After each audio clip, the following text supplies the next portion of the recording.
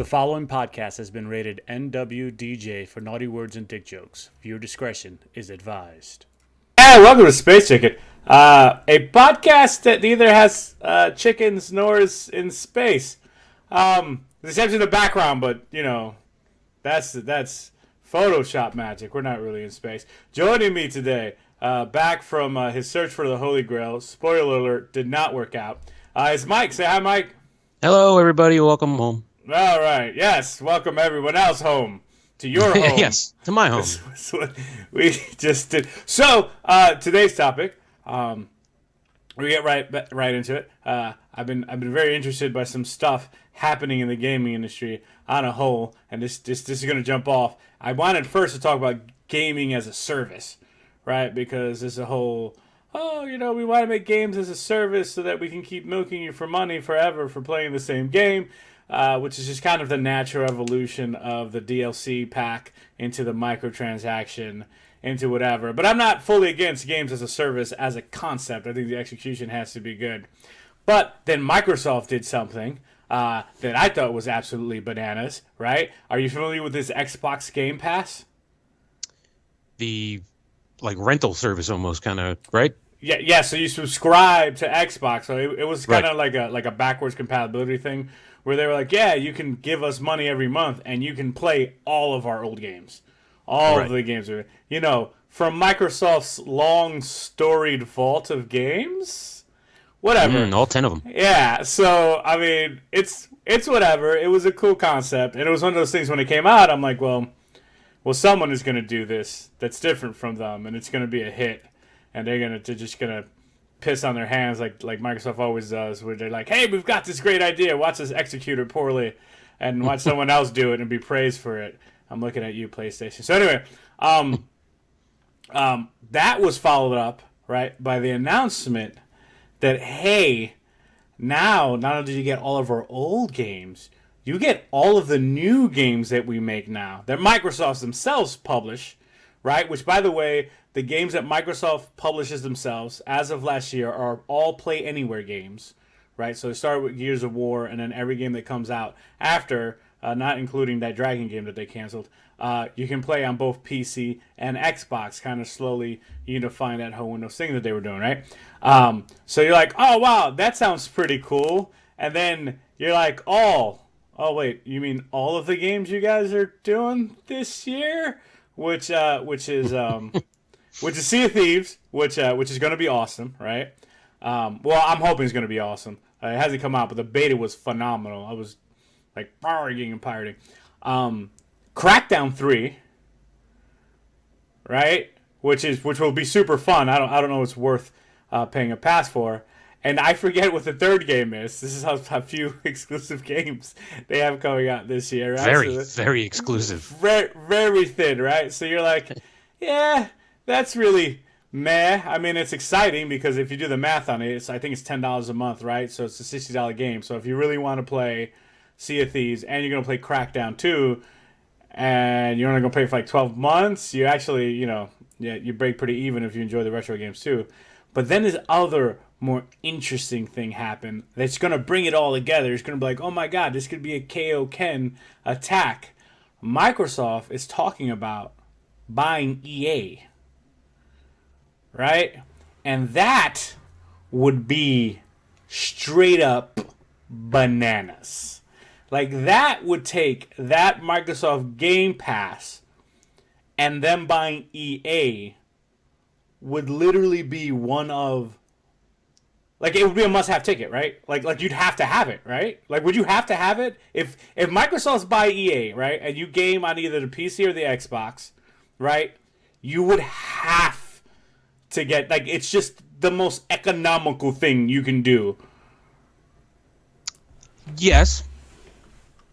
As long as there's, I mean, you're talking $10 a month, as long as there's 4 titles on there, and I imagine if you buy EA, they can probably come up with 4 titles, then it would probably work out in your benefit for the year. So figure if you get anywhere above 4 games that you play a lot during that season pass, you're probably going to say yes to it, I would imagine. So, I mean, if they buy,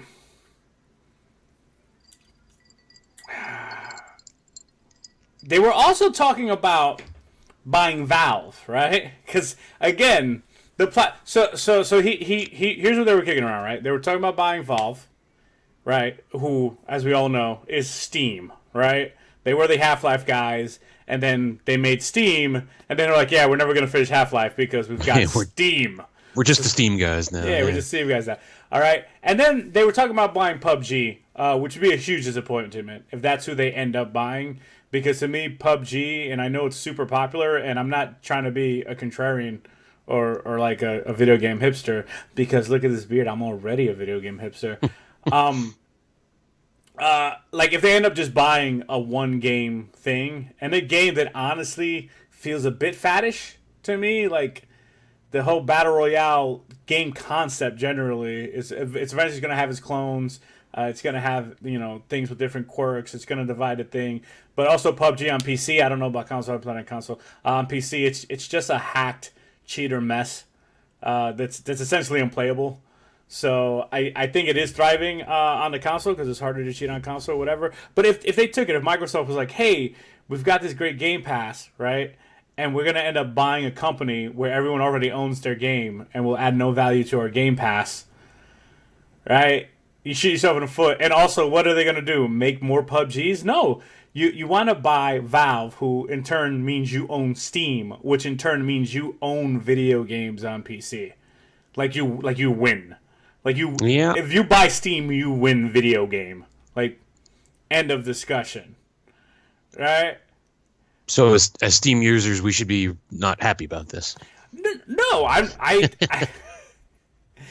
look, here's I'm looking for the next step, right? In the way video games are distributed to me. If there is a Netflix style subscription service, right, that will get me day one releases of things, right? So let's go back to the scenario where they buy EA instead, which I think for them would be the best move, right? Because I think there's a It's all AAA titles on Steam. You're dealing with a lot of early access, a lot of betas, a lot of a lot of stuff like that. And they did have the ID on Xbox program for a little while. I'm not sure if it's still running or whatever. And a lot of the pixel art stuff, and so the AAA titles that come out through Steam come out through third parties. So it becomes this whole other thing where, again, because my obsession here, right, what I'm focused on is the Game Pass. And what part of these three acquisitions makes that Game Pass worth? Right? Right now, in my humble opinion, the Game Pass is not worth. Right? No, they need a bigger nugget than just Microsoft released games. Right. And not that Microsoft had the airplane game that was really fun that I played tons on I don't remember if it's the original Xbox. I think it was the original Xbox. And they have all the rare games, which were all fun. They were definitely fun. But it's like, am I going to subscribe to play old games when they came with this maneuver? By the way, they maneuvered right after I pre-ordered Sea of Thieves. And then they were like, for $10 a month, you can play Sea of Thieves day one. And if you don't like it, you can cancel your subscription. And I was like, so I could have saved $60. This isn't a big amount, but whatever. That, by the way, is added value to the Game Pass, is that there's lower risk reward where you go on $60 and you end up hating the game. So back to acquiring EA, right? Day one, Madden on Xbox. Think about all the Madden heads. You like FIFA, right? You like I do. I don't have it currently on a PC or an Xbox, but I do like FIFA. Yeah. So, but imagine, FIFA, play Anthem. Anthem's coming out, right? I'm super curious about that game. I don't know if I'm gonna actually get it because I'm still a little Seems like it's already Destiny. Got some bad press lately. I mean, a little. Yeah. Yeah. But we'll see. But think about Netflix. Like, I would never watch that Cloverleaf movie, but it's on Netflix, so I'd watch the Cloverleaf Paradox on Netflix for free. I'd at least hit play for a couple seconds before I turn it off, right?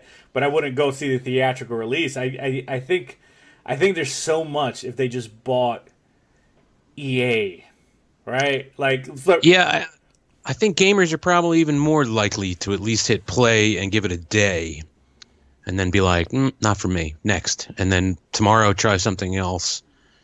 Even more than, I mean, I guess well, I shouldn't say more than people on Netflix hit play and then go, "I don't like this." I don't know how many people do that. I imagine it's a bunch, but yeah, I definitely see the upside to it. There's a definite upside, especially with if they were to get an association with somebody like EA or say Activision or any of the other big AAA houses.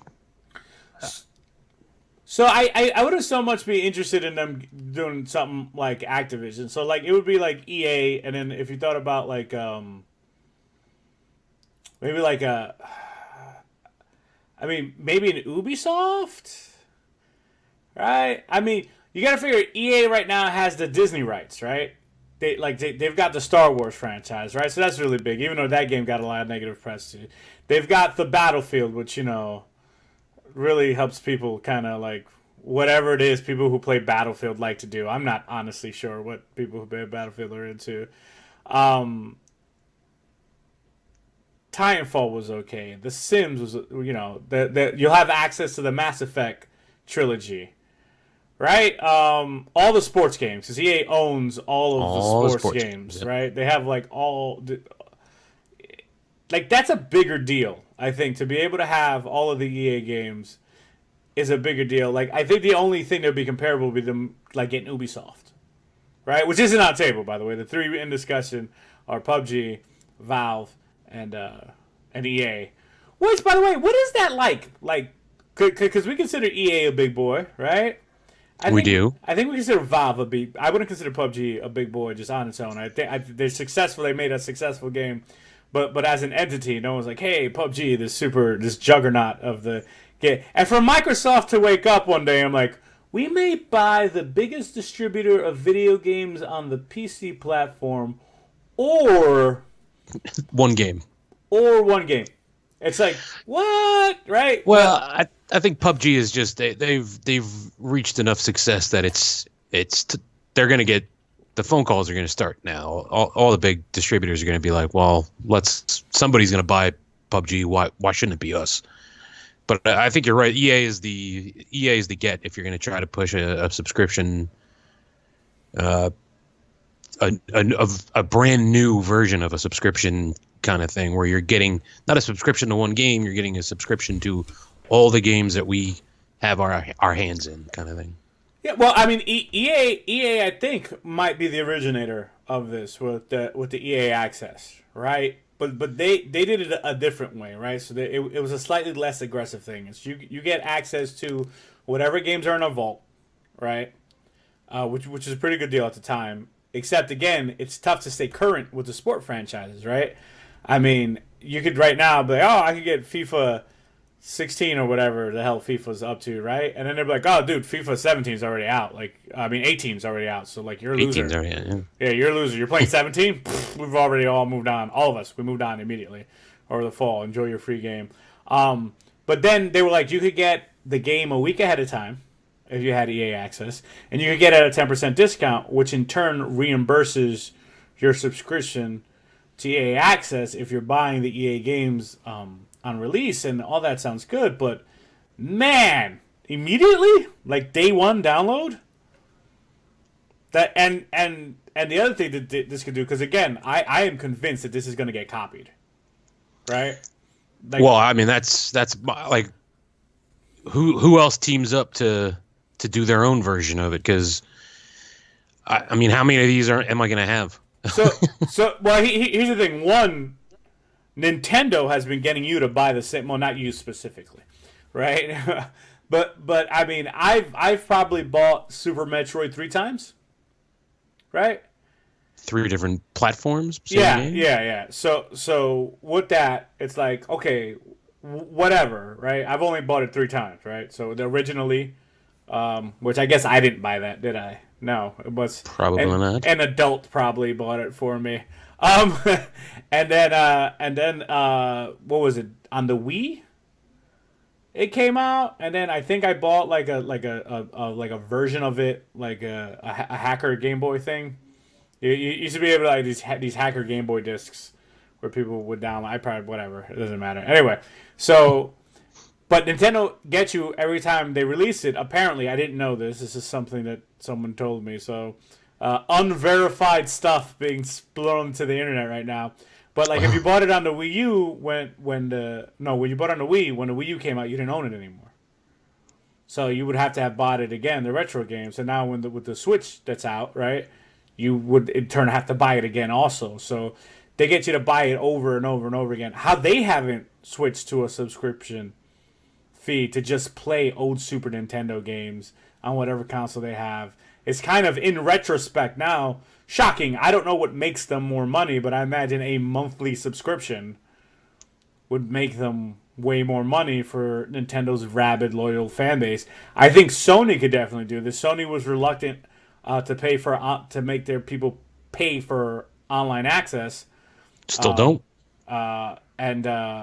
No, there's a paid version, isn't there? There's an option to right.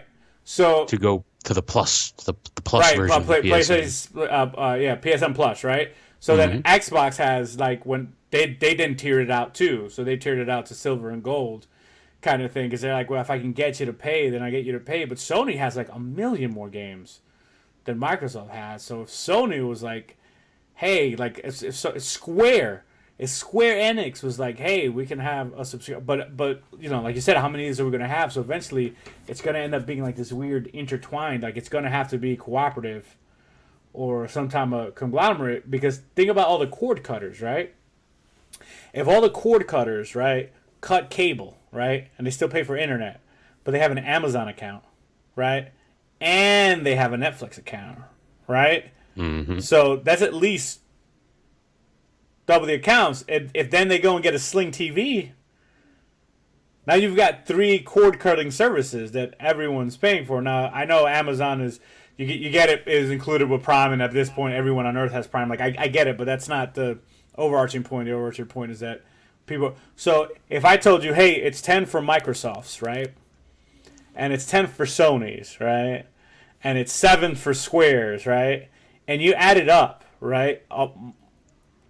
Most gamers who don't settle on a game, right? Most people who don't settle on a game buy about a game a month, right? There's usually a drought season, but then around Christmas time, their purchases pick up.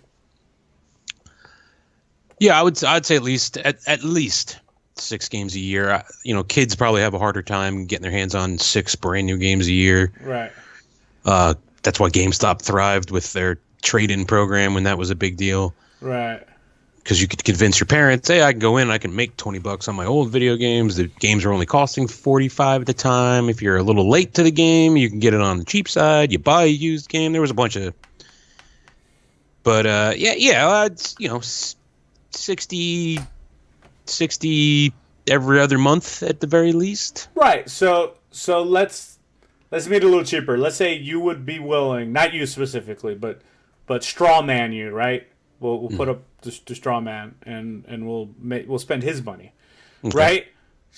This straw man would probably be willing to do $45 worth of subscriptions a month.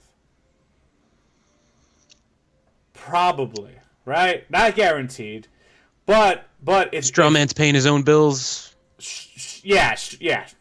Straw man's already cut the cord on a bunch of other stuff. He considers himself a gamer. Yes. This is his hobby. His hobby is gaming. He doesn't watch TV. He comes home, throws on Twitch, and plays the video game du jour. Yes, that guy.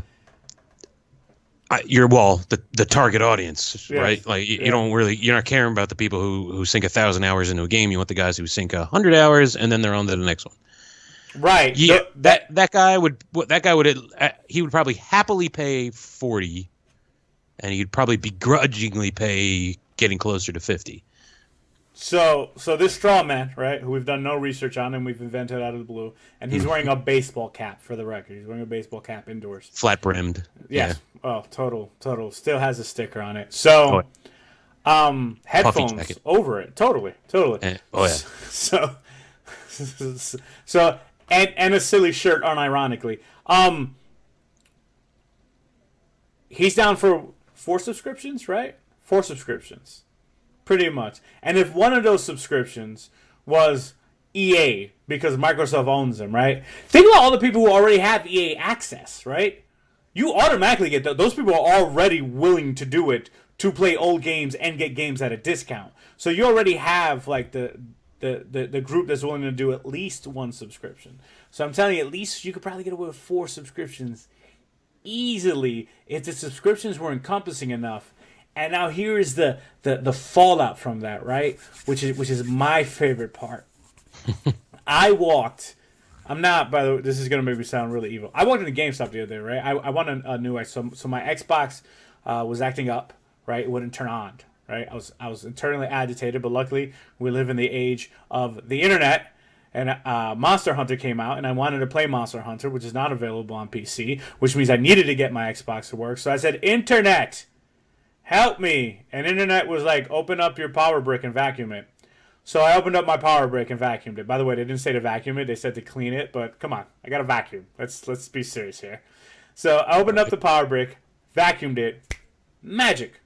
Xbox started working. My power brick issues were done. I gave it 2 days to work both days in a row, and then I downloaded it. So I'm like, all right, I have my let me grab it. This is my Xbox Elite controller. Probably my favoriteest controller ever made. I don't have the paddles on right now, right? And I was like, oh man, I don't want to have to continually sync this between my PC and my Xbox because, first world problems. So I was like, let me get one specifically for my PC, right? Because I keyboard and mouse most of the time. I use this for games like Dark Souls and stuff where a controller gives you the advantage. So I was like, I know that the newer Xbox controllers have Bluetooth in them. I know that because I am what you call an informed consumer. Right, yeah. So I walked into GameStop being the informed consumer, and I wanted to make sure that I didn't grab one of these Gen 1 Xbox One controllers that maybe they had in the back. So I was like, hey, you GameStop employee, do these Xbox controllers that you have here on display, are they the Bluetooth ones? To which he replied, Xbox doesn't have Bluetooth controllers.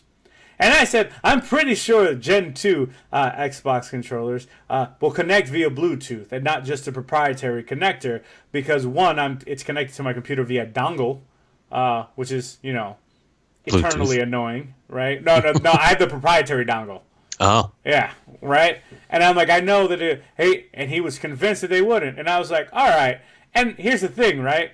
It's my dollars, right? So I'm not going to spend my dollars because I know I'm right. I could spend my dollars elsewhere. I know I'm right. So I left and immediately went on the internet and was like, Internet, am I stupid? And the internet was like, no, Danny. Of course you are, but you're right on this one. You're right. That is actually what the Google told me.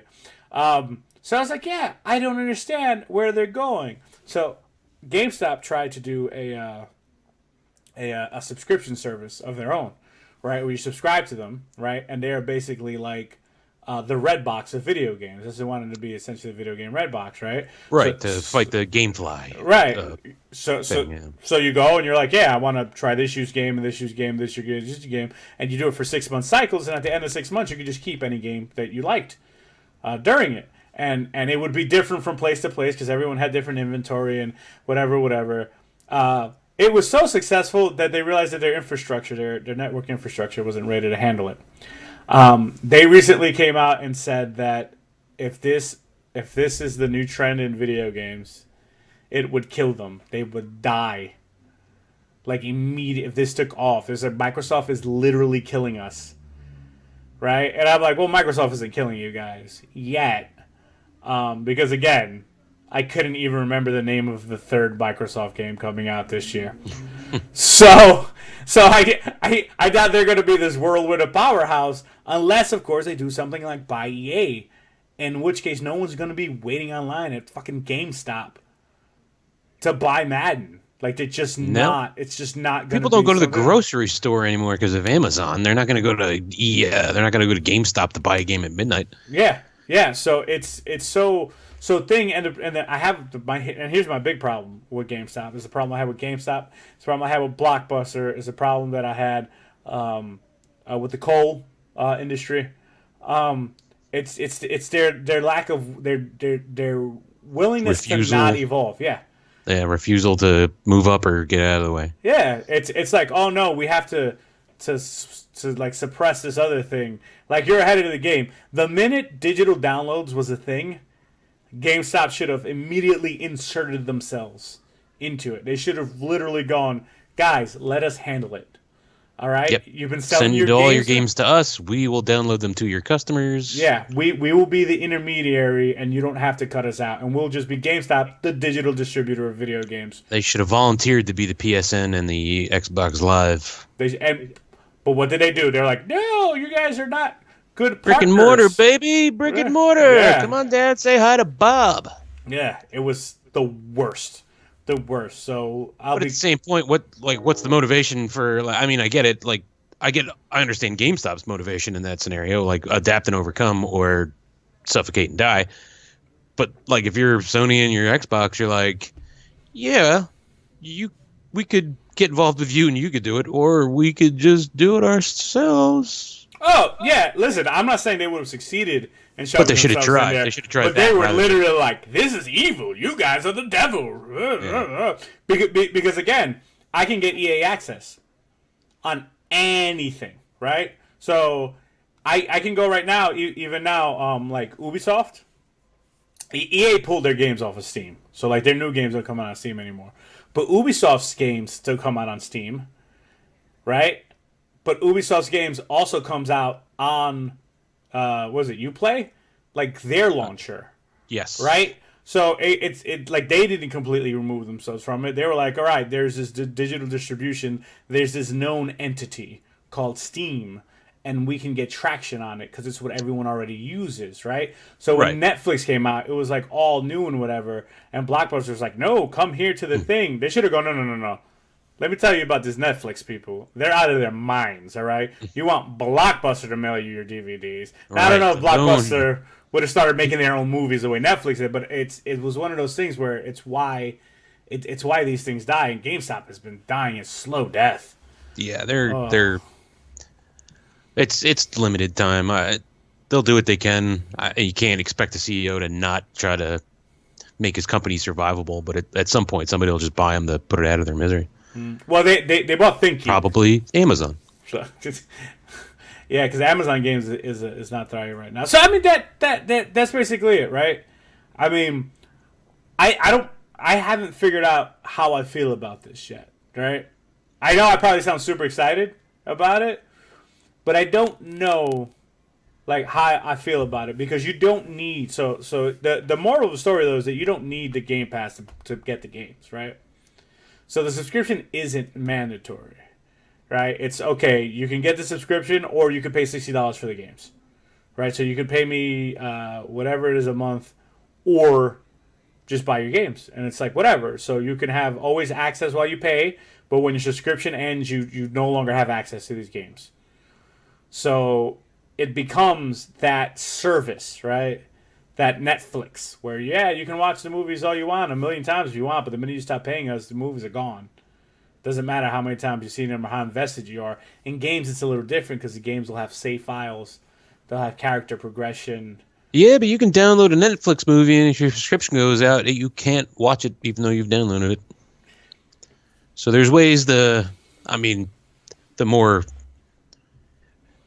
I hate to use the term, but the more hacker of us would be able to get around that and still play the game or still watch the movie, I assume. But it is there. Like you can do it. They can block it if if your subscription runs out, your game won't work anymore. Right, and then the other thing, like what that so like Amazon has it. So if you have like a Kindle, you can download certain movies to it, right? But if you're not online, when you hit play, you only have 40 hours of use. So then does it become a thing where you're subscription based, but now to play, you have to always be online? So that it feels a little funny. It feels like I thought well, you didn't really. I didn't buy this game, but I bought access to the. I guess. Well, that's the way you have to. I'm sure the legal people will take care of the exactly how they word it. But yeah, you bought access to a game. You didn't actually buy the game. So, and that's that's where I get the mixed feelings with it. Right, because it feels like if it's done the wrong way, nobody's going to go near this thing. Feels like if it's done the right way, it could be a game changer and even help the gaming industry finally find some solid revenue streams where they don't have to push out new DLCs in a rushed fashion, or they don't have to come up with a bunch of loot boxes to, with some mathematical algorithm that they've figured out from Vegas that helps you, if we make it look like this, they'll buy a ton of them. Right. So, like, if it puts the, if it's done the right way and it does away with the loot boxes and the rushed content just to get something new. I mean, you still have to put content out to keep your audiences if you're worried about it. But if it gives companies like, Bungie a more secured revenue stream and they won't have to worry about putting in loot boxes or locking game content behind download paywalls and stuff like that, I would imagine that I would find my way toward probably being at least involved in one, possibly two, depending on what games they're offering. And then maybe, the other subscription service I avoid because I'm like, I only buy one or two games from them. So maybe I'll wait and I'll just buy those physical or just download them. And aside from not just games getting ruined, like Destiny, which I have a little bit of Destiny fatigue, because before you came back around, I played a bunch of it, and I just kind of got worn out of it. But there's also kind of these smaller games that get abandoned, right, or don't get made because as a singular thing, they won't be able to make it. And if you have this bigger entity that's EA used to say we got to make Madden every year so that we could pay for other games, and then they stopped making other games. But this would be more towards a philosophy where it's like, if I got you locked in to give me money, right, every month, I can make this AAA title that a bunch of people are going to love, and then I can have, my Fox Searchlight picture, right. Which is we hope they would say that. That's the worry is that they would be like, well, this is working, so who needs that? Right. You would hope the developers, the people who work in there, they'd be like, we should still do this, we should do it like movies, big movies. Summer blockbuster, independent movies, even if they're not really all that independent anymore. But right. But you hope that that's the way they would go. But the variety would be important because again, you're playing the subscription to get access to your subscription. The value increases with variety.